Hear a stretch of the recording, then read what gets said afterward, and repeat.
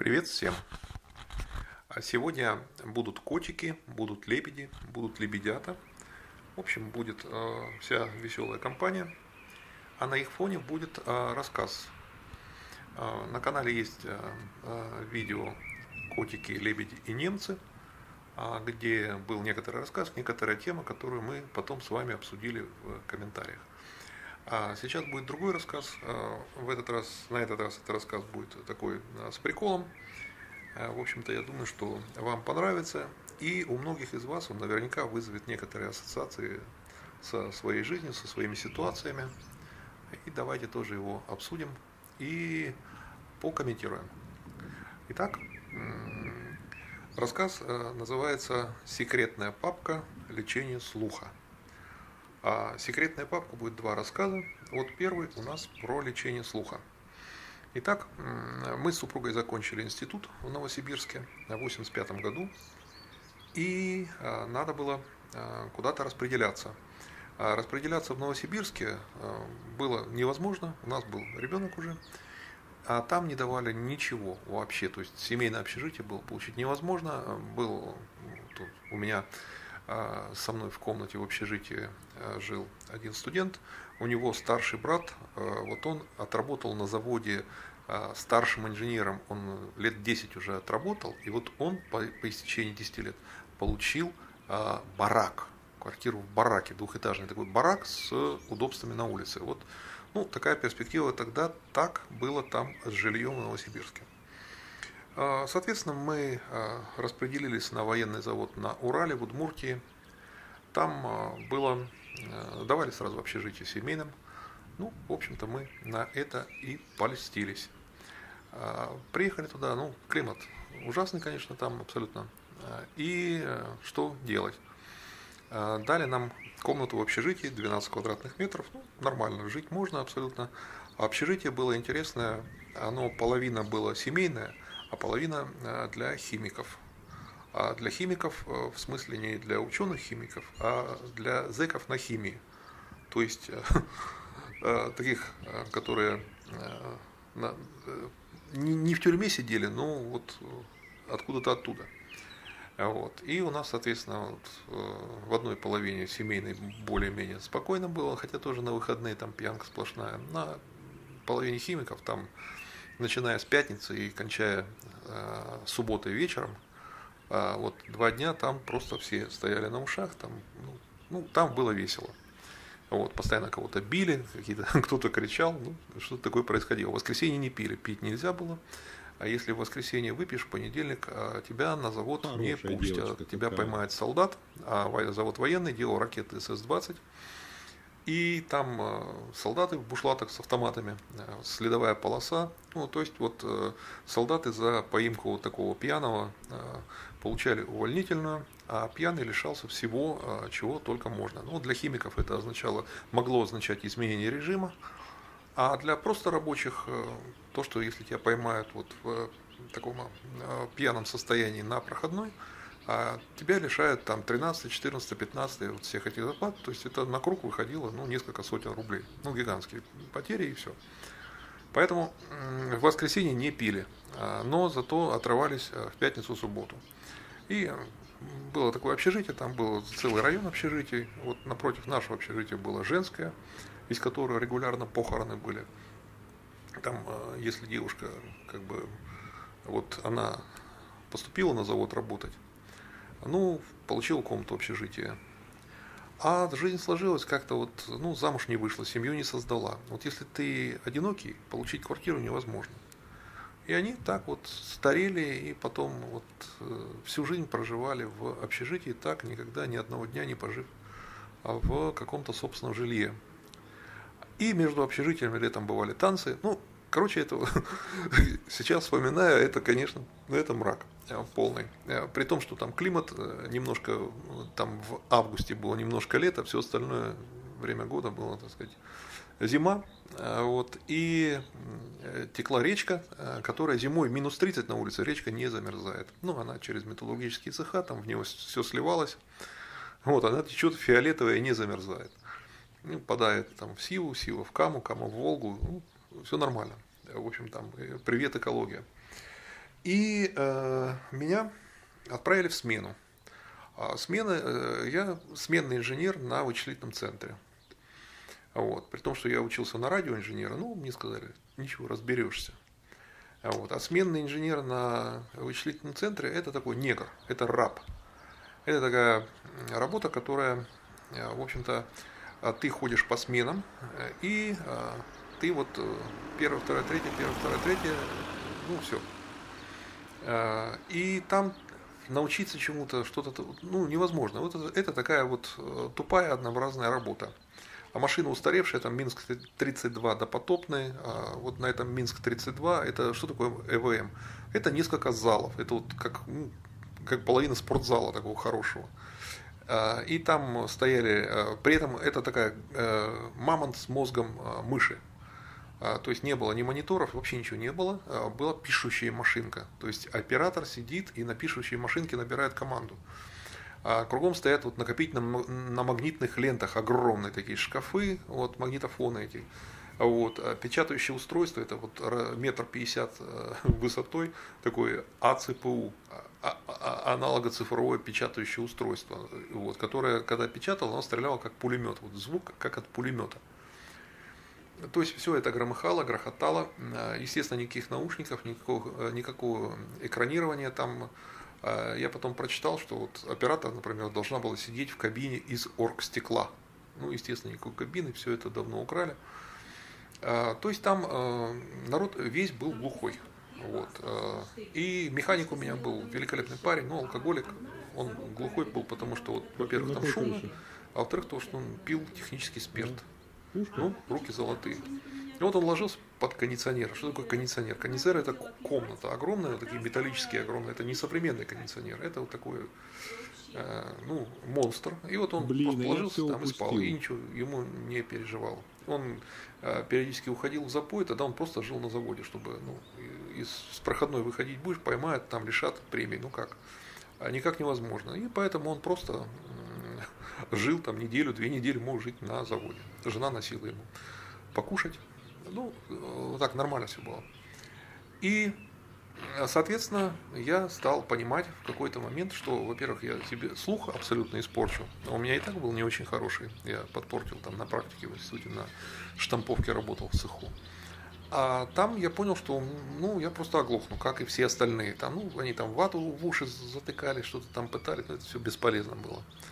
Вот. И с другой стороны, я понимал, что там, я ничего никогда не узнаю. Это вот там я наблюдал 40-летних вот этих инженеров, которые становились, он получал там старшего инженера, получал там дополнительную десятку к окладу, и вот у меня был 130, они получали 150. И как бы все, то есть там никакого развития, никакой карьеры, вот ничего, просто вот такое гиблое место. И, соответственно, я пришел к заместителю начальника цеха, отдела, который вот нами руководил, и ему говорю, нельзя ли меня перевести, а там было такое бюро малых ЭВМ, более современное, там стояла какая-то техника, и, конечно, персональных еще не было, стояла какая-то техника такая, помодерней. Вот, я говорю, нельзя ли меня туда перевести? Он говорит, нет, конечно, с чего? Ты у нас смены будешь ходить. Я говорю, вот у меня со слухом проблемы, поэтому, говорит, это без проблем. То есть иди в нашу заводскую поликлинику, тебе дадут справку. Вот дадут тебе такую справку, принесешь, мы тебя сразу переведем. Надо понимать, что там все, там жилье ведомственное, там поликлиника ведомственная, то есть там весь город ведомственный. То есть там это такой военный завод, вот, который владеет всем этим городом. Вот. Соответственно, никто никогда тебе вот такой справки в помине не даст. Это абсолютно исключено. Я пришел туда, в эту поликлинику, захожу, там сидит такой доктор Менгеле. Вот, и мне говорят, а что, мы вас вылечим. Слух плохой, говорит, сразу вылечим. Вот. И как мы тебя будем лечить? Мы тебе будем колоть витамины В12 в череп. То есть за ухом тебе вот такой огромной иглой прокалывают черепную коробку и вводят туда вот этот витамин В12. И якобы от этого ты должен или вылечиться сразу, или понять, что не надо тебе никаких справок, и что ты готов и дальше работать там, куда тебя поставила страна. Вот. Я выдержал сколько там, 4-5 уколов. Но это, да, ты после этого укола ты все, ты не встать, не лечь, не сесть и все. То есть это вот ты сидишь потом несколько минут, просто пытаешься вспомнить, как тебя зовут и кто ты такой. Вот. Ну, это действительно пытка. Но я вот какое-то количество уколов выдержал. И как-то раз прихожу, ну я им сказал: ребята, вы меня хоть закалите, вот делайте, что хотите, я не откажусь, давайте, действуйте дальше. Вот. И потом я прихожу, этого доктора Менгеля на месте не было, а была какая-то женщина, такая, ну, видимо, жена кого-то из начальства, как я потом понял, что она вела себя довольно так независимо. Вот. Но она посмотрела на меня, говорит: а где работаешь? Я говорю: ну, вот вычислительный центр. Он говорит: о, у меня дочка как раз заканчивает тоже на вычислительный центр, вот хотела бы работать. Посмотрела, говорит: ты вот все понимаешь? Я говорю: да, я все понимаю. Он говорит: ну ладно, говорит, а я тебе, говорю, дам справку. Я тебе дам справку, говорю, ну ты потом как-нибудь меня отблагодаришь. Я говорю: да, буду всегда о вас помнить. И она взяла, дала мне такую справку. Ну, это был, конечно, полный, абсолютный финиш. Когда я пришел и вот этому заместителю начальника отдела показывает эту справку, говорю: вот благоволите.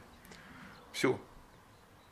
Ну, у него там волосы дыбом, очки упали, он говорит: так, пойдем к начальнику отдела. А отдел это 350 человек, то есть это большой коллектив, а начальник отдела это большой начальник.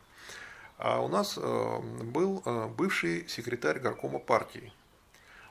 Секретарь горкома партии в свое время он погорел на девочках, и его, как водится, сослали. Сослали его в отдел руководить компьютерами.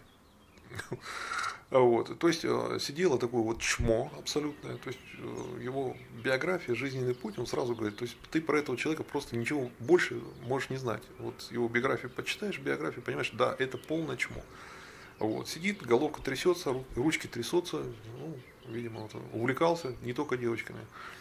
Вот. И на меня смотрит: давай вокруг меня там порви эту бумагу. Я говорю: да ничего не буду рвать, вы что?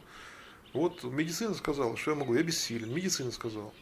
Вот. Ну, он сказал: ладно, ты, говорю, сколько, говорит, имеешь оклад? Я говорю: 130. Ну, говорит, ты с этим окладом на пенсию у нас уйдешь. Ну, и вот так.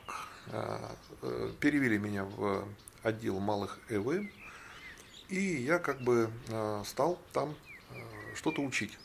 Ну, там были всякие причудливые машины, это еще, так сказать, IBM еще не пришел в Советский Союз. Были свои какие-то тупиковые там ветви, была, например, такая интересная машина, бухгалтерский терминал, ну, для расчета зарплаты, каких-то бухгалтерских таких дел. И у него был свой язык программирования, назывался YAMP, язык машин бухгалтерских. Ну, я от нечего делать на этом YAMP написал Тетрис. Ну, Тетрис я видел, что он из себя, и вот взял эту идею, реализовал на этом YAMP. Вот. А там не было функции опроса клавиатуры. Ну, спаял сам мультивибратор, кнопки, приделали кнопки ввода. В общем, ну, цирк. Занимались. И в какой-то момент на завод пришли вот эти ЕС-1840. И потом ЕС-1841. И еще болгарские машины Правец. То есть это были уже IBM-подобные персональные компьютеры. Вот, скажем так, вот то, чем мы пользуемся до сих пор. Вот, ну, естественно, интернета тогда никакого не было. Вот таких машин не было вообще ни у кого. Вот на завод у нас были там порядковые номера, вот, там 11, 12, вот такие. То есть их выпустили, пробную партию, и разослали по институтам, военным заводам, по каким-то вот таким предприятиям для тестирования. И вот нам в наш отдел все пришли вот эти машины для тестирования. Нас отправили в Красногорск, там какие-то курсы повышения квалификации при МВТУ имени Баумана. Ну, там тоже никто ничего толком не знал. Какие-то анекдоты нам рассказывали. Ну, там можно было хотя бы переписать какое-то программное обеспечение. То есть я там переписал Turbo Pascal, ну, какие-то вот программки и расставили эти машины по отделам, по цехам. Ну, они там стояли, для них сшили такие чехольчики, даже вот в одном цеху было, и для них сшили, вот как для пианино чехлы шили, вот для компьютера сшили такой чехольчик, накрыли его этим чехольчиком, и он стоял там. Вот. А я от нечего делать, ну и кушать хотелось опять же, а там не было вообще ничего. Тут, ну, там талоны сплошные, а деньги нужны были элементарно. Тем более жена не работала какое-то время, ребенок в садик не мог попасть, там прививка не могли сделать, без прививок в садик не брали. Ну, короче, там денег вообще не было, жили в общаге на одну мою зарплату. Вот. И я пошел по этим цехам, по этим отделам, я уже вот турбопаскаль немножко выучил, освоил. И говорю, ребят, ну давайте мы компьютеры включим и что-нибудь полезное сделаем. Они говорят, а что эти машины умеют?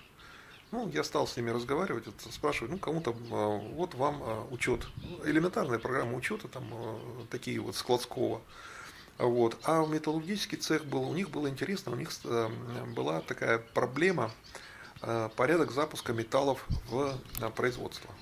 То есть вот у цеха была месячная программа. Вот за месяц они должны были выпустить вот такие-то, такие-то, такие-то сорта металла. Вот. Но переналадка стана с одного сорта на другой это легко и быстро, а вот с другого на третий это долго и трудно.